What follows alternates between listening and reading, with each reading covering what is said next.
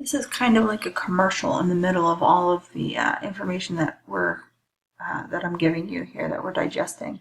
But I do want to take a second to talk about Tag Manager, because here's the deal. If you don't use something like Tag Manager, you're going to be in big trouble spending your time going in and modifying the code. We talked about what code was, modifying the code manually. Tag Manager makes your job much more efficient.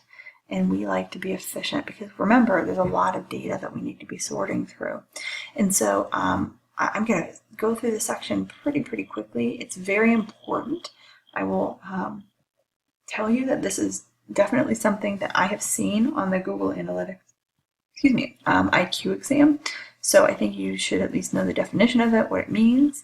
But like I said, Google does a great job of explaining it on Blackboard. I've provided a link to some more information on Tag Manager. So if this still doesn't make sense after I explain it, please feel free to go and check out their stuff as well as supplement. So what this is, and again, I wrote it down for my visual learners, tags are the medium used to facilitate the collection of sharing of data between your website and various technologies that rely upon the data. So this is like web analytics. So your website sends information out. The tags collect the information. It's a medium. It uses to facilitate. It's like the conduit, right? Collects the information and sends it over to Google Analytics. Marketing vendors use this. If you've ever heard of MailChimp, they use a tag, right? So all these different technologies have these tags that we use from our website. We put them on our website in the code, and it tells our website what to do when these vendors are trying to access our information. And so, like I said, there's tons of marketing vendors who want to add their tag to your site to enable them to get information. The problem is that tags can slow your website down. And so what was happening is we were adding all these pixels or images or JavaScript code, and it was really slowing our website down.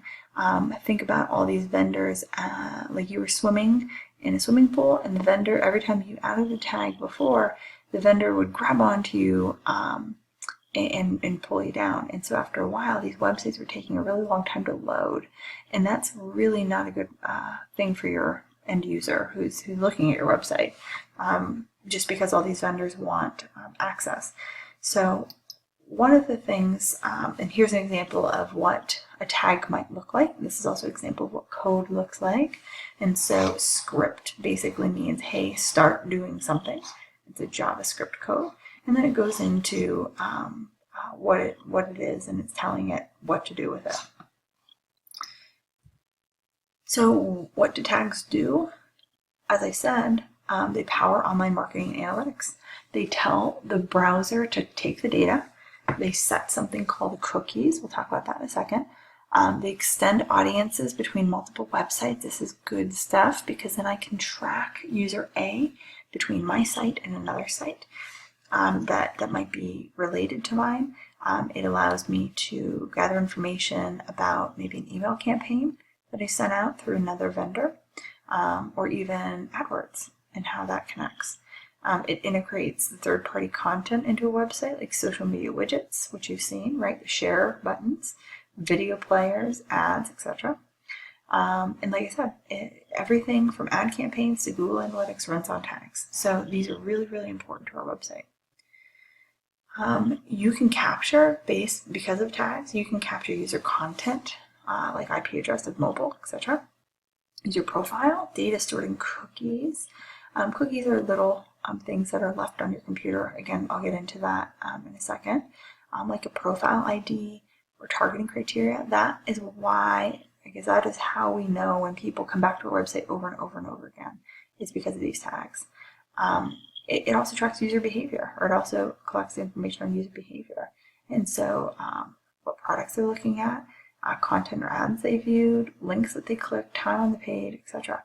This is also why when you are on one website and then you go to Google or you go to another site, and all of a sudden all you see is what you were looking for, what you were searching for. They're leveraging the power of tags to display that information to you.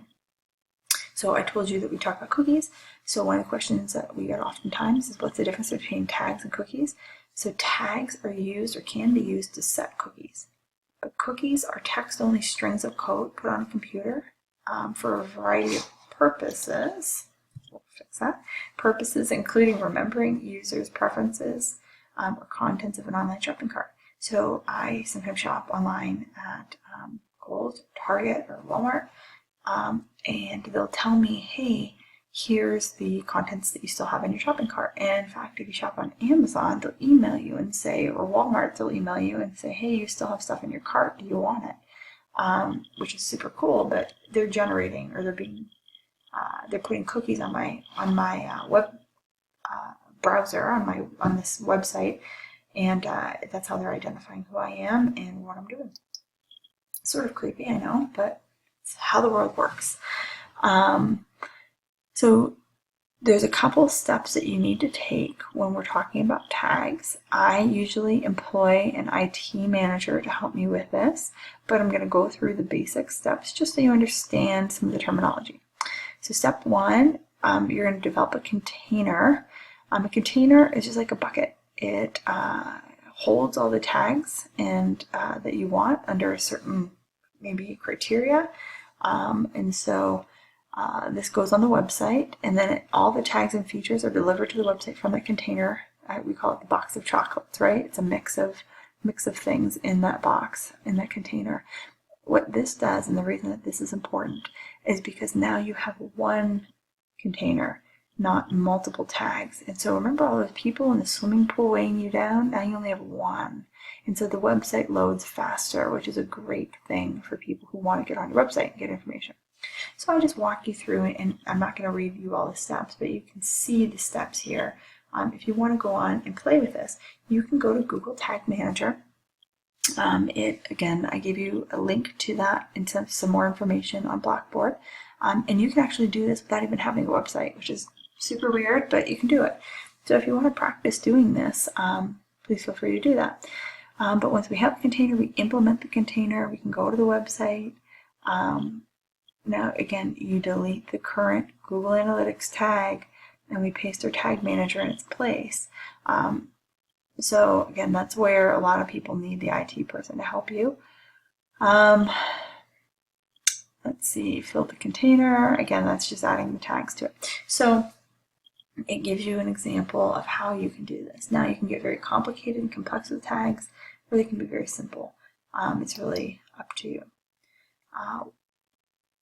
Here's some examples of things that you can do, rules, triggers, and macros that you can do with or using tags. You could fire a remarketing tag only if the shopping basket value is greater than 100. So maybe I went to, I don't know, White House Black Market on online, and I bought some new outfits for fall. They could then send me ads online that tell me about the new sale that they're having a month from now, right? Or they send me an email. So this remarketing, and that's all done through Google Analytics, is targeted or triggered if my shopping cart basket value is greater than 100. It will fire a conversion tracking tag when someone downloads a PDF. And again, these are your settings. It doesn't automatically do these things. You tell it to fire a conversion tracking tag when somebody downloads a PDF. And so I want to know, okay, they downloaded the PDF. They made a conversion for us. And conversions are basically telling us they did something we wanted them to do. It can fire a web analytics tag that records the transaction and captures the transaction value if somebody completes a purchase. And again, that's how we know average order value, purchase value, etc. So Google Analytics relies heavily on tags. They're basically what makes things run. I gave you something that Avinash gives us in the book as well. You can look at other macros examples, and so you can see some here.